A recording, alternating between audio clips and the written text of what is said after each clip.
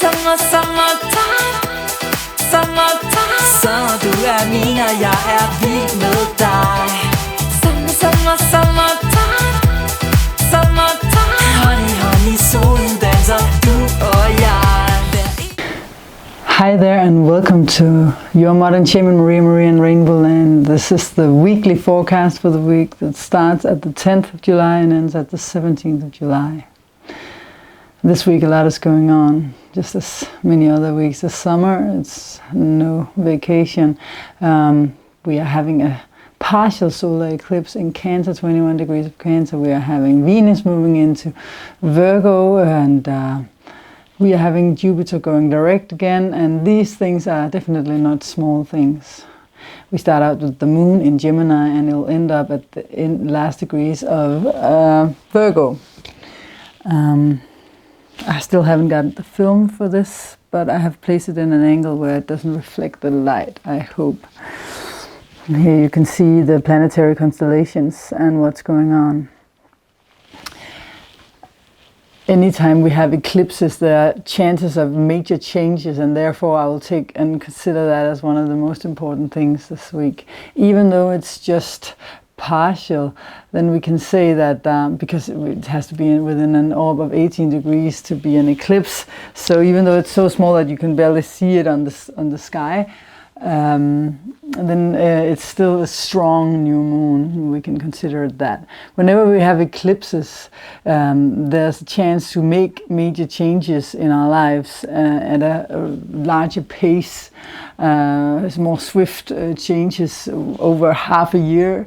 Sometimes you don't even realize it, but it's a chance to get back on track, get back on your life path, get back on that where you're supposed to be in the actual area where the eclipse falls. And collectively, that's what I'm taking now, and then I'll go into the different sun signs afterwards. But it's happening in Cancer, and 21 degrees of Cancer. And when we're talking about Cancer, we're talking about several different things, but we also have the opposition in play. We always have when it's about Sun and the Moon being opposite or conjunct. So it's between Cancer and Capricorn, and it's actually very close to Pluto up there in Capricorn. It's happening very close to Pluto, and therefore the Moon is there. So that's why it's... No, the moon is not there. The moon is in Cancer, of course. That's why, but it's in opposition to Pluto. That's why this is a crucial one, because Pluto is a player that will definitely set the tone. So we are having to deal with Cancer, which is family unions. It's stuff to do with family. It's stuff to do with the hereditary patterns. It's a more, what do you call that in English? Tentative. When you hold back, a sign that holds back, tentative sign. It's a sign that's emotional and having to do with the subconscious, the inner child. It's where we have the great intuition. And in general, it's when it's in opposition to Pluto, Pluto up there having to do with unions with other people. It's having to do with our power, you know, wherever we have been suppressing our power, or whatever has been holding our power back will come to the surface. And this can very well be within family relations, or the patterns you've been having within families, because the Cancer is also the traditional habitual sign where we tend to do the same thing as we've always done in this family, etc. But that can hold back some of your power, and Pluto is here to reflect what has been holding you back power-wise, and we will have the next half year to work with that. But not only the next half year, because the interesting part of this is, of course, that the North Node will be moving into Cancer in November.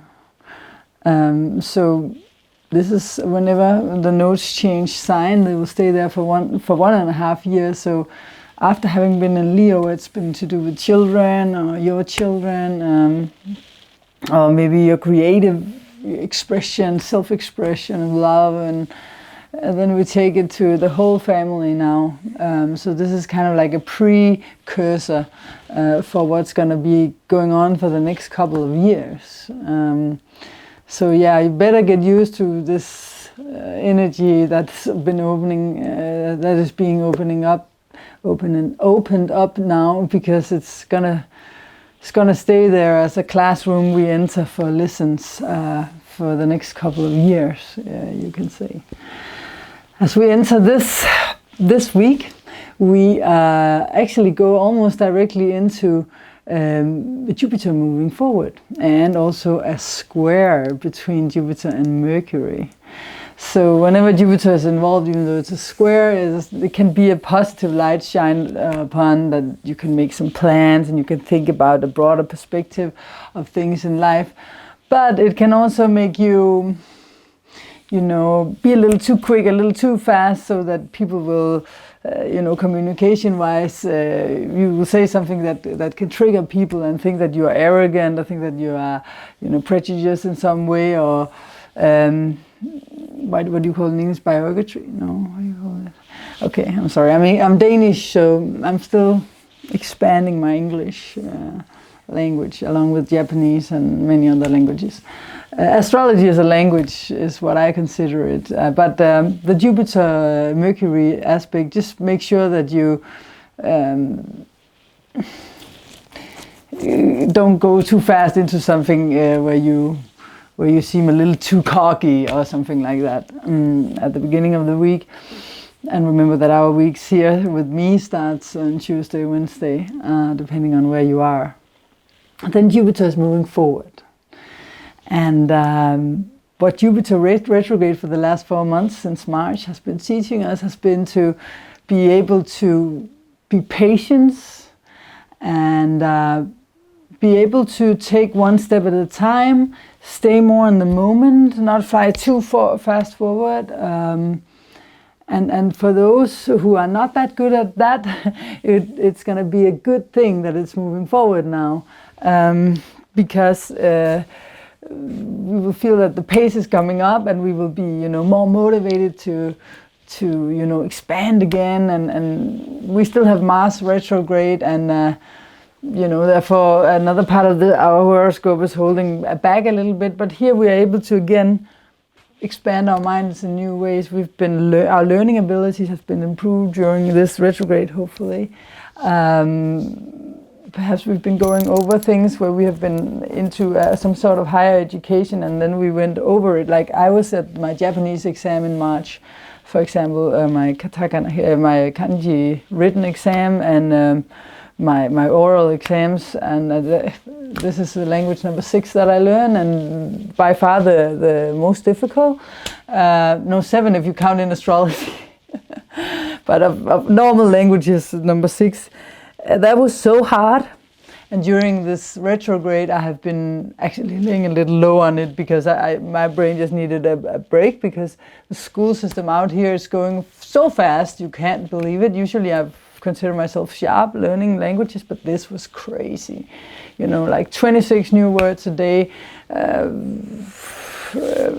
so many new letters every day, every week, and so much new grammar that was so not in sync with the Anglo-Saxon, the Germanic language, English, German, Danish, Spanish, French, which are Latin, which are languages that I'm used to. Oh, it was language number 7 then, because I also know Latin.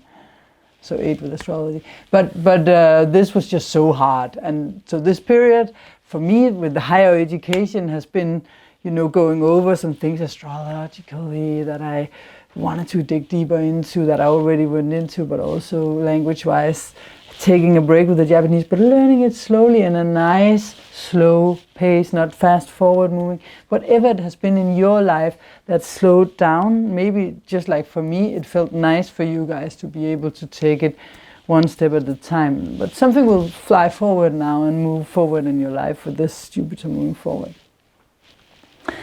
Then we have, in Scorpio, of course, it's important to say, because it can be a part of this deep transformation that we're going through right? Because it's the water signs activated, as you know, almost all of 18. I mentioned it before, the grand trine, or the trine between Neptune and Jupiter, Pisces, Scorpio, and now the Sun in Cancer.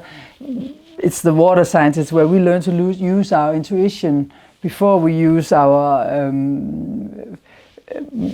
not always, but learning to use the intuition, the gut feeling, the heart, following the heart, in a way where it beats the rational thinking.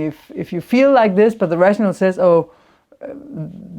this is what you should do, but this over here, the intuition says, but it doesn't feel right. This is, we are learning to say, okay, maybe rational, it seems right, but I sense it's not right. That's what we've been learning to follow, and it's still activated with this, especially with Jupiter and Scorpio. And the thing about now that we're talking about these water signs, especially with Scorpio, which has to do with fear as well. As I mentioned, the eclipse is in opposition to Pluto up there in Capricorn. And Pluto is our fear, and our fear is based in the root chakra in the lower part of the body, because that has to do with our survival, our fundament on this planet. And fear, whenever fear comes up, it's the body trying to talk to us. So this eclipse, and for the next half year, and this will bring up the need to listen not only to your intuition, but also to your fear or emotions. Like if your body physically tells you something through illness, through, like for example, my niece, because I'm always very fast forward moving, my niece is saying, you have to slow down by giving me a pain I've never known before, because my body has always been able to do whatever. So the body talks, that's one thing, and says, slow down. My ruler is Mars, slow down, it says. But in this case, it's with Pluto, the fear is talking to us. We have to learn in our culture, where it's been only science and what's written, that was what was right, to know that our bodies speak to us, but our emotion does as well. So when a fear comes up, it's like a tour guide, It's a special part of us that leads us to a place inside of ourselves where something needs to be looked upon. It's the tour guide saying, okay, today we're going this way, people, go, come, And the tour guide is showing us, okay, what is your fear? Where is it that your fear points towards? What is it from your family patterns or childhood memories or whatever it might be that you fear? A fear of death, that's the most common fear of losing love. In our culture, it's kind of like cool because of the patriarchal system, where it's cool to be tough even for women, It's in fashion also to wear, big shoulders and look at my big ego. Instead of, it's not cool to be fearful or to fear death or talk about it in our culture, or to grieve even, because emotions are not validated the same way as rational thoughts. But it's changing, so I believe the change is coming. But that's also coming because of this. Now, as we're going to go with the North Node through Cancer, this will come up because the three water signs have to do with the past, the fear, of also the ability to let go, either transform it or just release it in different ways. And this is what we need to learn and to accept. So instead of escaping with whatever drugs or alcohol or whatever substance you would like to use to escape, try to stay in it. And as we say in heartfulness, but also in different traditions like Buddhism. I remember Dalai Lama once said something, and also Eckhart Tolle, the Power of Now author, they all talk about sit with it and be in it, observe it and let it go like that. You don't have to, spend thousands of dollars on shrinks. You can also just sit with it. like in heartfulness, there's like when you meditate, there's this saying that whenever a thought comes up, but also an emotion, you know, you don't, if you consider it as a guest that comes in, you know, now here comes the fear, comes in the door while you're sitting there, just being the observer of the moment. Instead of inviting the fear in to stay for a long time and argue with them and say, no, go away, and you know, because then you're just actually activating that side of you that holds on, you know.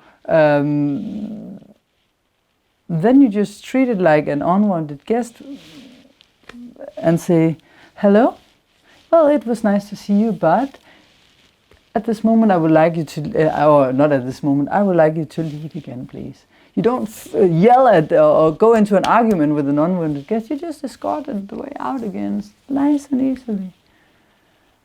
And then you let go and invite in the new. What would you like to replace this pattern with? I know it's not necessarily easy, but if you try to believe that it can be easy and that it can be done, then let these doors that open through an eclipse help you. That's what it's there for also. So then we have Venus, last but not least, going into Virgo. And in Virgo, in Leo, where it has been unfolding itself passionately through dance and self-expression and, you know, being all creative and tenacious.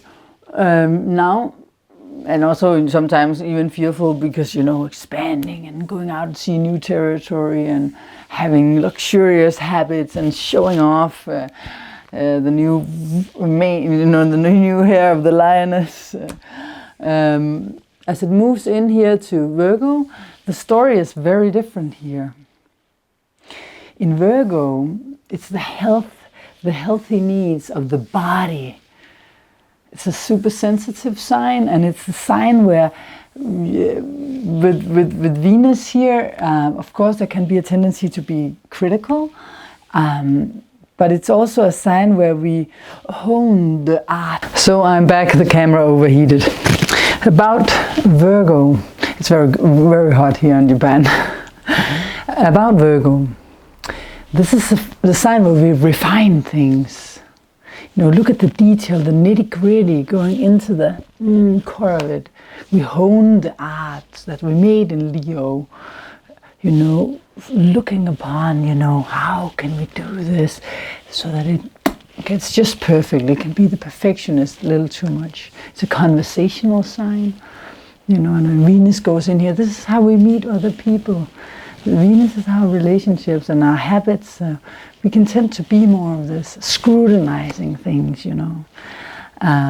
It's a sign of virtues. They love noble virtues. Like, you know, the virgin wouldn't just go, you know, sleep with anyone or become a partner of anyone or friends with anyone. This is something you build up over time. In Virgo, we take our time. The Virgos honor the body.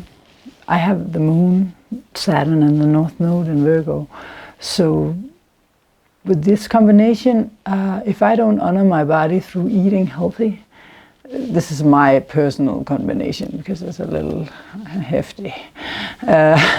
If I don't eat, I mean, I'm a vegetarian. I don't drink alcohol. I don't do barely anything. And in my case, I get much faster punished than punished for, you know, like even I can eat a little bit of sugar, you know, and stuff like that before the body will start complaining, you know. And this, I'm really a typical concrete example of the Virgo, how, you know, you have to honor the body. You have to, like with what you eat, what you put in, the body is the temple, and nature itself is sacred in a way where, you know, you honor nature, you honor the natural